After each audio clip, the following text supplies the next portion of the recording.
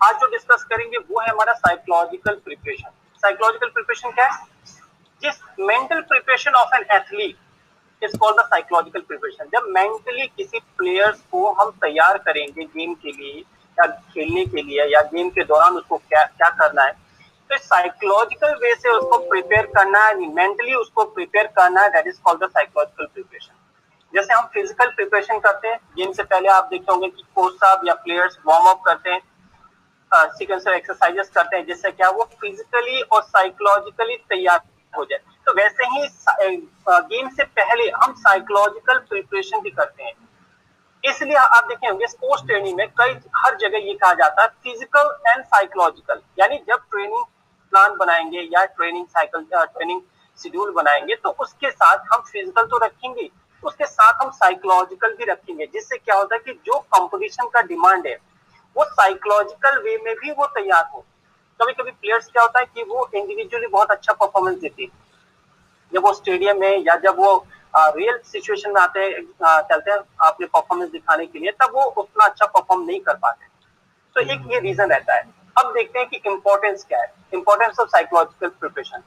पहला, mental training is important as well as physical training, यानी physical training जितना important है उतना आपका मेंटल ट्रेनिंग भी है, क्योंकि जो डिमांड है, जो फिजिकल डिमांड है, जो फिजिकली जो आपको पूरा करेगा, तो मेंटल का भी एक डिमांड है। एक कंपटीशन के दौरान उसकी भी एक रिक्वायरमेंट है कि कब वो किस तरीके से रिएक्ट करेगा, किस तरीके से उसको हैंडल करेगा, कौन सा वो डिसीजन लेगा, कैसे वो कॉन्सेंट्रेट करेगा, अगर थोड़ा डाउनवर्ड हो रहा है, अगर स्कोर वो थोड़ा पीछे हो रहा है, कैसे अपने आप को मोटिवेट करेगा।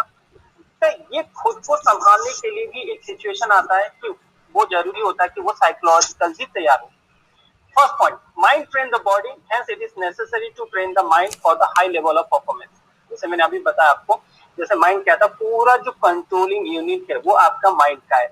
तो माइंड के लिए भी क्या है, ये जरूरी है कि गेम्स के ट्रेनिंग के साथ, आप इस फिजिकल ट्रेनिंग के साथ हम माइंड को भी ट्रेन करें, जिससे क्या होता है उसकी डिमांड को हम उस सिचुएशन को ओवरकम या उससे हम उभरने के लिए हम इस्तेमाल कर सकते हैं। Second, psychological preparation help the players to meet the demand of competition. अब डिमांड ऑफ कंपटीशन, अब जैसे क्रिकेट में 1 बॉल 1 रन, अगर ये सिचुएशन आता है तो बहुत सारे प्लेयर इसको हैंडल नहीं कर पाते। या जब आपके हाई परफॉर्मेंस के लिए जब आप जाते हैं, तो उस ग्राउंड पे आपकी ट्रेनिंग, आपकी साइकोलॉजिकल स्टेट यानी मेंटल वो सिर्फ आप ही को डिसीजन लेना है।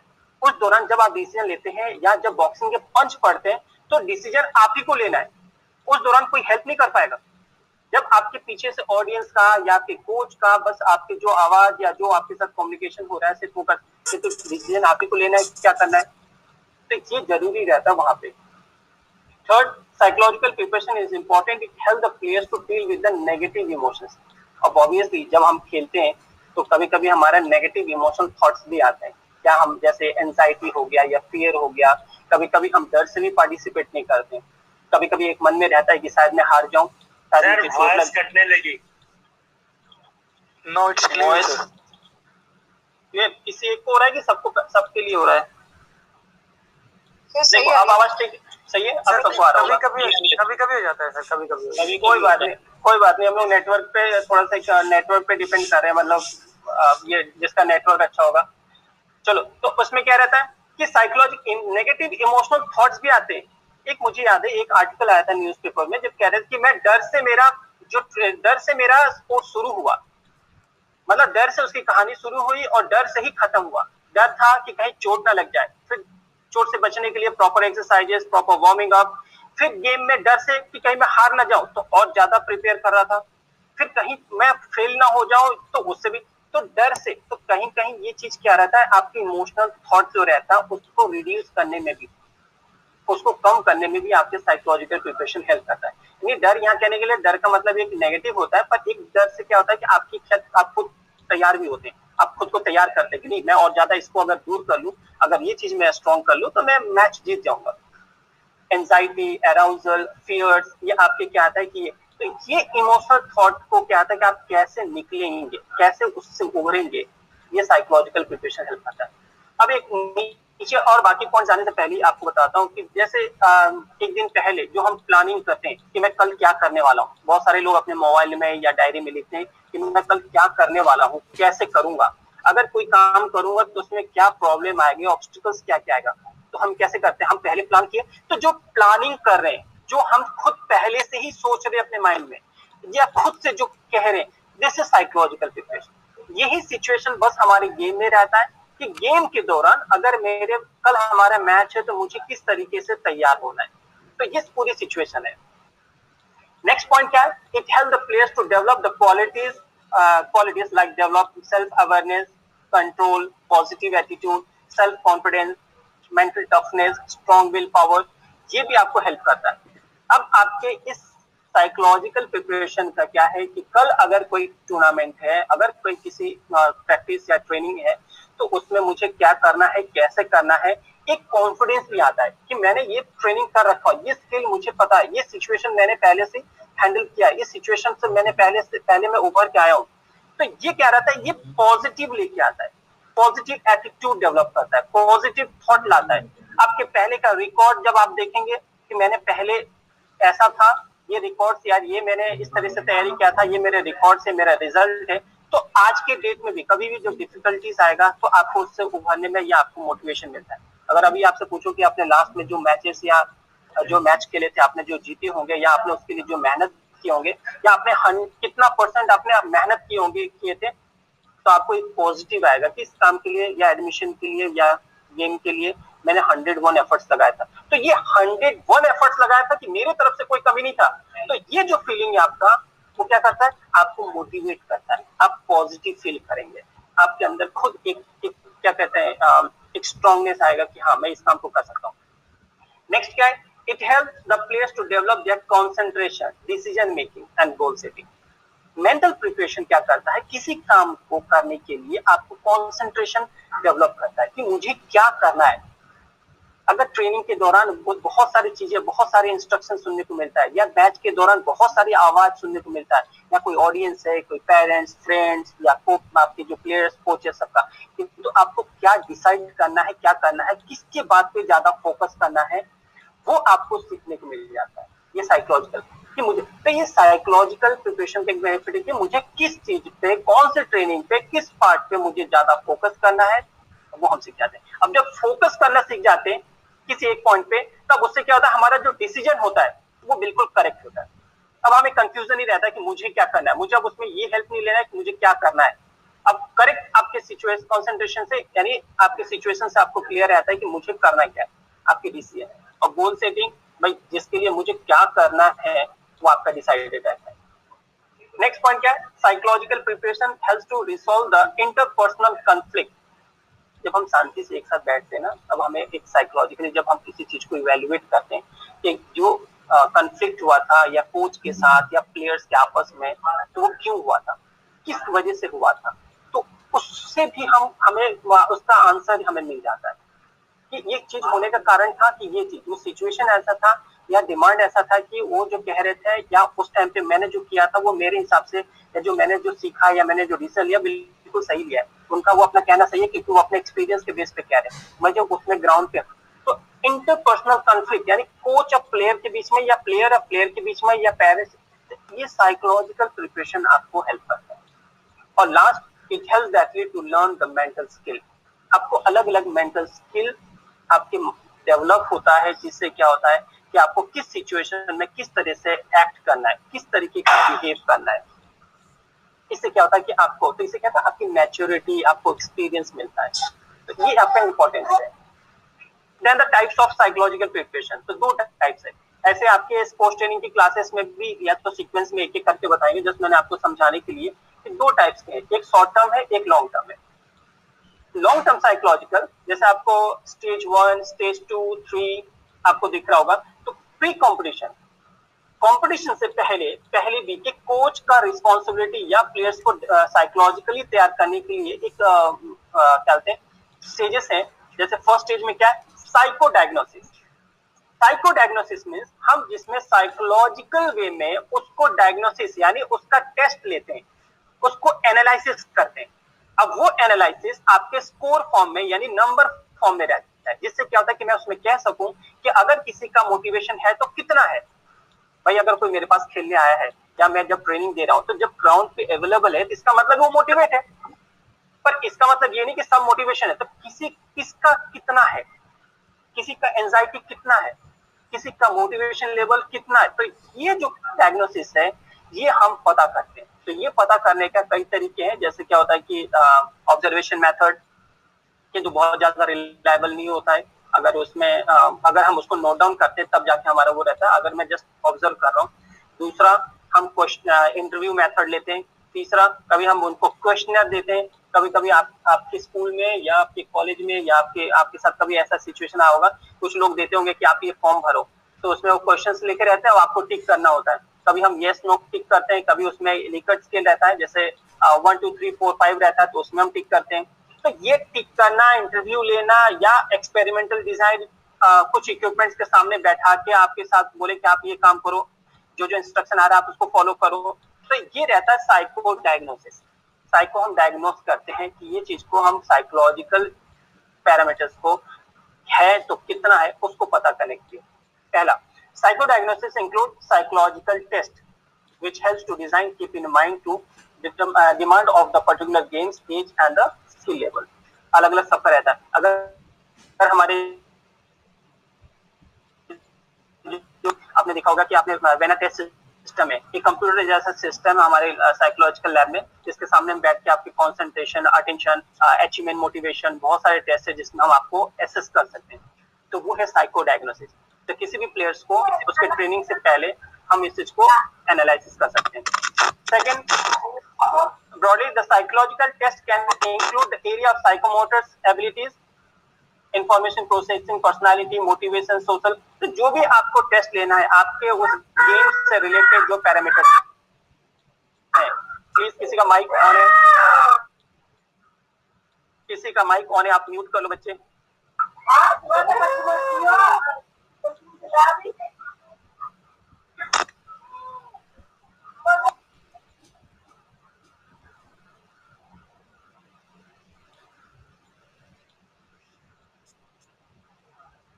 ठीक है, उसमें क्या था साइको डायग्नोसिस, इसमें तो साइकोलॉजिकल पैरामीटर्स पर ये डिपेंड करता है, हर गेम का अपना अपना एक डिमांड है, हर गेम का अपना एक डिमांड है या अपनी रिक्वायरमेंट है, तो उसके अकॉर्डिंग हम उसका टेस्ट कर सकते हैं। ठीक है, साइको डायग्नोसिस। एक है साइकोलॉजिकल रिकमेंडेशन। ये टेस्ट लेने के बाद ये जो स्कोर आता है जो नंबर फॉर्म में है, इस स्कोर को एनालिसिस करके हम क्या करते हैं, हम आगे फॉरवर्ड कर देते हैं किसको, कोच को, किसको, उस टीम से रिलेटेड जो भी पर्सन है उस टीम से रिलेटेड उसको हम दे देते हैं। पर याद रखिएगा ये जो लॉन्ग टर्म है आपके आपके ओलंपिक के लिए या लंबे टाइम के लिए होता है, जब आप उसको ट्रेनिंग देते हैं।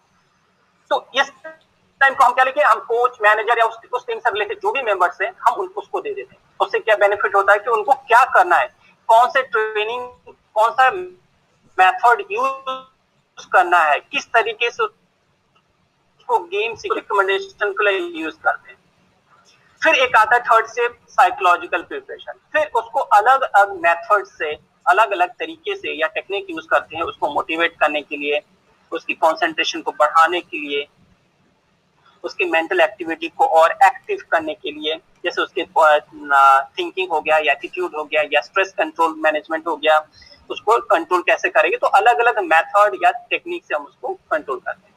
अब आ जाता है नेक्स्ट आपका कंपटीशन फेज और इमीडिएट फेज। अब कंपटीशन में क्या करते हैं, psychological control of player and self regulation during the competition। First, psychological control during the competition, pre start of match and competition will be achieved if the sports person has learned the psychological regulation techniques during the long term preparation। यानी इससे अब competition phase में जो उसने पहले सीखा है, या पेप टॉक हो गया या साइकोलॉजिकल टेक्निक्स सीखा है, कि मुझे एक सिचुएशन उस चीज का वो वहां पे इस्तेमाल करेगा, या पहले या ड्यूरिंग द क्या करेगा। जैसे पेप टॉक हो जाता है या आपके क्या कहते हैं गेम के दौरान में आपको क्या अलग अलग रहता है कि मुझे कूल डाउन रहना है, मुझे ज्यादा स्ट्रेस नहीं लेना है, तो इस टाइप से हमें करना है। एक आता है पोस्ट कॉम्पिटिशन, यानी पोस्ट कॉम्पिटिशन ये कहता है कि आपको सारी चीजें यानी ट्रेनिंग खत्म होने के बाद या कॉम्पिटिशन खत्म होने के बाद आपकी इवैल्यूएशन कि आपका स्ट्रॉन्ग पॉइंट क्या था, आपका वीक पॉइंट क्या था और कहाँ आपको इंप्रूव करना है। पर हाँ, ये सारी चीजें कहाँ पे, साइकोलॉजिकल पॉइंट ऑफ व्यू से, यानी फिजिकल पॉइंट ऑफ व्यू से हम इवेल्युएट करते हैं किसी प्लेयर को, साइकोलॉजिकल पॉइंट ऑफ व्यू से भी कि उसका अगर कोई वीक पॉइंट है तो उसको मैं एनालिसिस करूं और उस पर फिर वर्कआउट करूं। तो एज ए कोच, क्लियर है सबको आवाज? Yes sir. Yes sir. Yes sir. अच्छा, आवाज आ रही है? तो ये एक बेनिफिट रहता है। अब एज ए जैसे हम फिजिकली उसको हम एनालिसिस करते हैं कि इसका इस पर्टिकुलर गेम में ये जो स्किल चाहिए था मुझे स्किल इसका वीक पड़ रहा है, या उसका फिजिकल कंपोनेंट्स वीक पड़ रहा है, या उसका स्ट्रेंथ एंड्योरेंस, तो हम उसके प्लान बनाते और करते हैं। तो वैसे ही सेम कंडीशन होता है हमारा साइकोलॉजिकल कि इस जगह पे वो नहीं हैंडल कर पाया था। कभी कभी क्या एज ए कोच, अगर आपके साथ भी देखे होंगे, जब प्लेयर का सिलेक्शन होता है तो सिलेक्शन के होता है कि देखो ट्रेनिंग के टाइम पे ये बहुत अच्छा खेल रहा था, जब सिलेक्शन हुआ तो इसका नहीं हुआ, किसी और का हो गया। तो रीजन उसका सिर्फ साइकोलॉजिकल होता है, क्योंकि ट्रेनिंग के टाइम पे वो बहुत अच्छा था स्किल, पर जो सिचुएशन हैंडल करना है वो जब वो मैच का कंडीशन आता है तो उसमें जब लास्ट में जब वो या तो स्कोर पीछे होता है या स्कोर उसका आगे रहता है या उसके जब बराबरी का रहता है, तो वो किस तरह से रिएक्ट करेगा, किस तरह से सिचुएशन को हैंडल करेगा, ये सबसे बड़ा रहता है। तो वो सिर्फ साइकोलॉजिकल, यानी आप कुछ भी कर लो, लास्ट डिसीजन जो लेना है वो आपको ही लेना है। तो आपको लेने के लिए आपको खुद से पहले से ही आपको तैयार होना पड़ता है। मैं जब तक तैयार नहीं होगा, जब एज ए कोच, जैसे अभी कोविड की वजह से आप लोगों को एक नुकसान हो रहा है कि कोर्ट ग्राउंड पे या कोर्ट पे जिस तरीके से स्किल सीखना है और सिखाना है, उसमें एक गैप आ गया। अब उस गैप को एक ही तरीके से हम पूरा कर सकते हैं कि आप अपने आसपास कोई भी बच्चा मिले, या तो उसको आप ट्रेनिंग दो या आप पढ़ो और उनको ट्रेनिंग दो, उनको सिखाओ। अदरवाइज क्या होता है कि ये हमेशा गैप बना रहेगा। अगर जो अभी भी लगे तो उनके लिए अच्छा है। तो ये कंडीशन एक रहता है, ठीक है सर। इवैल्यूएशन सर क्लियर कर दीजिए। क्या कोड नंबर 4, ये टेस्ट 4 सर क्लियर नहीं हुआ है, बाकी सब क्लियर है। स्टेज 4 ये है कि साइकोलॉजिकल कंट्रोल ऑफ प्लेयर्स है ड्यूरिंग। अब कंपटीशन के अब क्या होता है कि ये सारे प्रोसेस जो स्टेज 1 था, 2, 3, ये कंपटीशन से पहले, यानी जब उसका एक किसी प्लेयर की ट्रेनिंग आप स्टार्ट कर रहे हैं तब का है। अब कंट्रोल अब ये आता है कि साइकोलॉजिकल कंट्रोल जब मैच से पहले, मैच के दौरान या मैच के बाद। तो क्या होता है कि जब हम ये सारी चीजें, क्या होता है कि जब हम पूरी चीजें जो ऊपर सीखें कि कौन से टेक्निक से मुझे क्या कंट्रोल करना है, कि मुझे किस तरह से मोटिवेट करना है, किस तरीके से मुझे कंसंट्रेशन बना के रखना है, तो जो टेक्निक आपने ऊपर सीखा है उसका यूटिलाइजेशन करना है। उसके जैसे during the critical period of competition, well meaning suggestion offered by the coach, like changes in the athletes behaviour, तो उसके सारे टेक्निक्स का मैं यहाँ यूटिलाइज करता हूँ ये 4th वाले में। उससे पहले क्या करें हम, उससे पहले उसको डायग्नोस कर रहे हैं, वो डायग्नोस का रिजल्ट हम आगे जाके जो कोच टीम से रिलेटेड जो मेंबर्स है उनको फॉरवर्ड कर रहे हैं। और उसके बाद 3rd वाले में हम साइकोलॉजिकल, यानी कोच क्या करते हैं कि उसको प्रिपेयर कराते हैं इस तरीके से। जैसे आप प्रिपेयर कराते हैं मतलब कोई नहीं, जैसे मेडिटेशन हो गया, या जैसे गेम में आपके नंबर ऑफ प्लेयर्स बढ़ा देना या नंबर ऑफ प्लेयर्स को कम कर देना, या ड्यूरेशन को बढ़ा देते हैं या ड्यूरेशन को कम कर देते हैं। तो इस तरीके से भी आपका क्या कंसंट्रेशन लेवल का फ्लक्चुएशन होता रहता है। आपको एक ट्रेनिंग का भी वो पार्ट है। जैसे या फिर अगर आपको ज्यादा फटीक हो रहा है तो आपको क्या है वो रिलैक्सेशन गेम कराते हैं। आपके कोचिंग लेसन में भी आप लेसन लेने के बाद क्या करते हैं, हम लीड ऑफ एक्टिविटी या रिक्रिएशन कराते हैं। क्यों? क्योंकि जो वहां पे उसको फिजिकली एग्जॉस्ट हुआ है वो उसको रीगेन करने के लिए। तो ये सारी चीजें अब उसको हम इमीडिएट कैसे यूज करेंगे कंपटीशन के दौरान, तो वो सारी जो टेक्निक हमने सीखा है उसको वैल्यू उसको यूज करें। जैसे क्या होता है कि पेप टॉक हो गया, साइकोलॉजिकल टेक्निक्स, यानी जो भी ऊपर टेक्निक्स हमने यूज किया है उसको यूटिलाइज करने के लिए 4th स्टेज। पोस्ट में क्या रहा है, आपने यूज कर लिया, क्योंकि ट्रेनिंग के दौरान या ट्रेनिंग से पहले, यानी जब वो वार्म अप करते थे, कैसे आप फुटबॉल में देखे हो एक साथ करते हैं, वो एक ही साथ, कोई इंडिविजुअल नहीं करता, एक साथ कोशिश करते हैं कि एक साथ सब करें। तो वो टेक्निक ही है, वो भी एक टेक्निक है आपको एकजुट करने के लिए। आप फिजिकल भी कर रहे हैं और साइकोलॉजिकल भी हो रहे हैं, क्योंकि जब तक आप 11 प्लेयर्स का एफर्ट नहीं होगा तब तक आप मैच नहीं जीत सकते। तो वो उसको रेगुलेशन का जो हमने पहले सीखा उसका यूटिलाइज करते हैं। ठीक है, एक आता है इवैल्यूएशन। इवैल्यूएशन मींस अब हमारे स्ट्रॉन्ग और वीक पॉइंट्स को कोच या जो से रिलेटेड जो मेंबर्स है वो आपको आइडेंटिफाई करते हैं और आपको बताते हैं। कभी कभी क्या है कि अभी टेक्नोलॉजी का यूज करते हैं और इससे क्या होता है कि वो वीडियो के थ्रू बताते हैं कि आपने इस जगह पे आपने जो डिसीजन लिया था या आपने जो स्किल फॉलो किया तो वो गलत था, या अगर इस चीज को अगर इस तरह से करते तो वो आपके लिए बेनिफिट होता। तो वो इवेल्युएट करते हैं, उसमें भी देखते हैं कि किस पोजीशन पे कौन सा प्लेयर मेरा वीक था मेरा स्ट्रॉन्ग था। तो ये इवेल्युएशन क्या रहता है, वो हेल्प करता है आपके फर्दर प्लानिंग या आपकी ट्रेनिंग में या आपके अदर टूर्नामेंट्स में जब आप पार्टिसिपेट करने जाते हैं। ठीक है, अब आ जाता है एक है हमारा शॉर्ट टर्म, माने तुरंत। अब जो अब फोर्थ वाला स्टेज था, अब वो फोर्थ वाले ले लो, या उसमें जो टेक्निक्स अब हम कैसे तैयार करते हैं गेम से। जनरल प्लानिंग, जैसे under this category the players help to tolerate the distractions like the pre match meal, कैसे उनको खाना खाना है, timing of the meal, physical activities prior to the competition, detail of the equipments and travel, mental rehearsal। जब आप coach जब आप players को बताते हैं कि आपको कब खाना है, क्या खाना है, कैसे जाना है, कहाँ पे मैच होने वाला है, इक्विपमेंट्स का कौन सा किस टाइप का इक्विपमेंट्स है, जब आप ये जनरल चीजें जब आप उनको बताते हैं that is called the short term. पर हाँ, आप ये उसको आप प्रिपेयर कराते हैं, जिससे क्या तो वो प्रिपेयर हो जाता है कि मेरा टाइप्स ऑफ जो सरफेस है वो कौन सा है, प्लस वहाँ पे ओपोनेंट्स कितने हैं, मेरा रहने का कैसा है, खाने पीने का कैसा है, क्या उससे पहले मुझे लेना है। जनरल व्यू में जो आप उनको बताते हैं, या आने जाने का भी बहुत रहता है। आजकल वो देखोगे कि बहुत सारे कुछ प्लेयर्स होते हैं वो फ्लाइट से जाते हैं, अब गया अपना टाइम मिल जाता है, कभी ट्रेन से, तो मोड ऑफ ट्रांसपोर्ट क्या है मेरा, वो भी एक फैक्टर है कि पता चला कि आप डिस्टेंस ज्यादा है और वहां पे जाने के बाद बहुत कम समय में आपको तैयार होकर मैच लेना है, तो ये आपको बहुत फर्क पड़ता है। तो आपको कब जाना है, कितने टाइम में जाना है, ये सारी चीजें। एक रहता है stress management, relaxation exercises should be used more often.